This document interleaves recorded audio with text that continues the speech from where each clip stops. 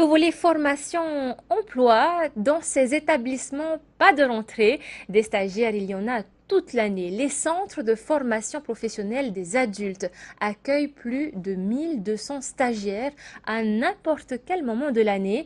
Une opportunité que saisissent des centaines de Polynésiens, comme nous l'avons constaté à Pirée ce matin. Bâtiments, hôtellerie, carrosserie ou encore climatisation et énergie renouvelable, ici, tous ont une volonté commune, trouver du travail. Dans cet atelier, 3 stagiaires viennent de Ho. Cette formation en énergie renouvelable et climatisation est pour eux indispensable. Je suis très content d'avoir été accepté dans cet établissement. D'abord pour moi, car avec ce diplôme, j'ai la certitude de trouver un travail chez moi à Ho.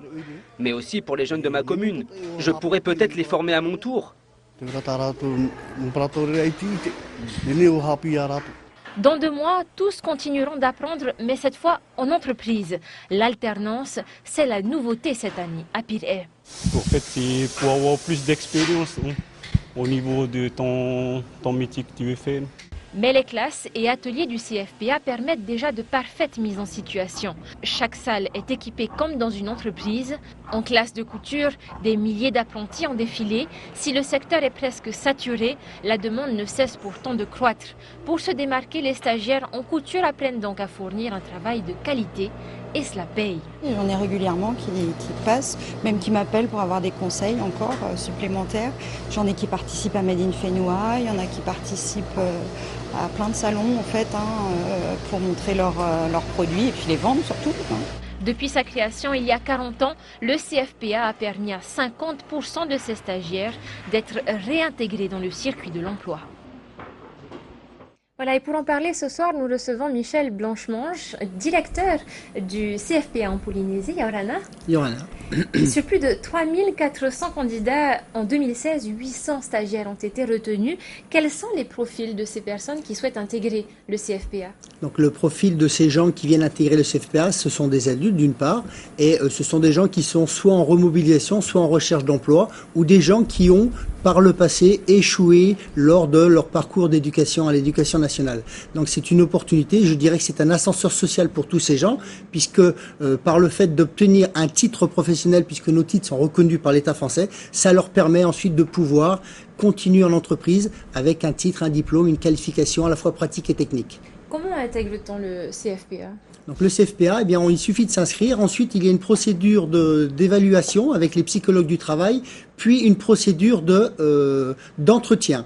Alors bien entendu, vous donniez le chiffre de 3405, mais il faut le relativiser, puisque entre ce chiffre-là et le moment où ils vont chez le psychologue, on a une grosse perte de gens qui, s'apercevant de la difficulté à suivre ces formations, ne reviennent pas nous voir pour continuer le parcours d'intégration. On l'a vu dans ce reportage, les formations en alternance s'installent doucement dans vos établissements. Pourquoi seulement maintenant? Eh bien parce que le CFPA a 40 ans et qu'il évolue, et donc ça fait partie donc de l'évolution du CFPA. On fait de l'apprentissage par le biais du CEFI. On met en place maintenant l'alternance. Ça, c'est une demande particulière du ministère du Travail, sur lequel je suis sous la tutelle, de façon à pouvoir apporter aux gens une culture de l'entreprise et mettre en application beaucoup plus de temps en entreprise en alternant avec les plateaux pédagogiques du CFPA, avec en objectif final, bien entendu, d'insérer ces gens dans ces entreprises. Jean-Michel Blanchemange, on l'a vu, vous préparez également des stagiaires des îles pour répondre aux attentes des projets tels que celui du projet de la ferme aquacole de Ho. Comment s'assurer qu'ils soient formés aux métiers attendus pour de tels projets? Alors, quand je me suis déplacé sur place, on s'est aperçu qu'il y allait avoir de la construction, et donc on a monté un programme spécialement pour eux, de façon à pouvoir répondre aux besoins à la fois à la conception, mais aussi et surtout à l'exploitation derrière. C'est pourquoi 6 parmi les 12 qui ont fait une formation préqualifiante intègrent maintenant une formation qualifiante pour pouvoir apporter une plus-value à l'exploitation des moyens qui seront mis en place sur AO. Vous savez combien il y aura de postes au final à Ho? Non, je ne le connais pas, mais je pense que tous ces gens qui ont suivi cette formation auront indéniablement quelque chose en contrepartie.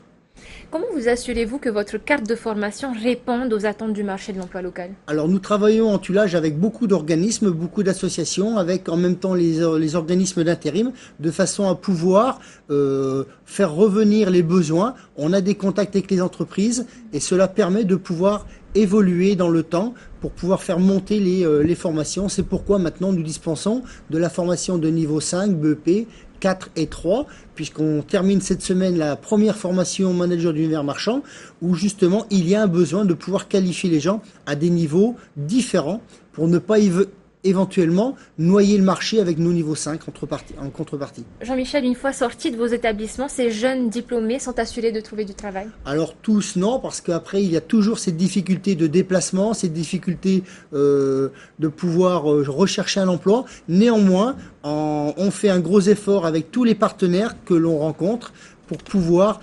les cellules emploi des mairies, je travaille beaucoup avec elles pour pouvoir justement trouver des débouchés, et notamment par le biais des stages en entreprise. Les entrepreneurs, en chiffres, eh bien, en 2016, nous avons inséré 50% de nos stagiaires sortis du CFPA. Une dernière question parce qu'il nous reste peu de temps. Demain, donc, vos établissements font porte ouverte. Qu'allez-vous proposer rapidement au grand public? Donc au grand public comme aux chefs d'entreprise, ces journées portes ouvertes vont leur permettre de voir l'arrière de la vitrine, je dirais, c'est-à-dire venir sur les plateaux pédagogiques pour pouvoir mesurer les moyens mis en œuvre pour pouvoir former tous nos stagiaires afin que eux puissent s'apercevoir de la qualité du travail des formateurs qui est dispensé. Merci beaucoup d'avoir accepté notre invitation ce soir, Jean-Michel Blanchemont. Je rappelle que vous êtes le directeur du CFPA en Polynésie. Merci beaucoup.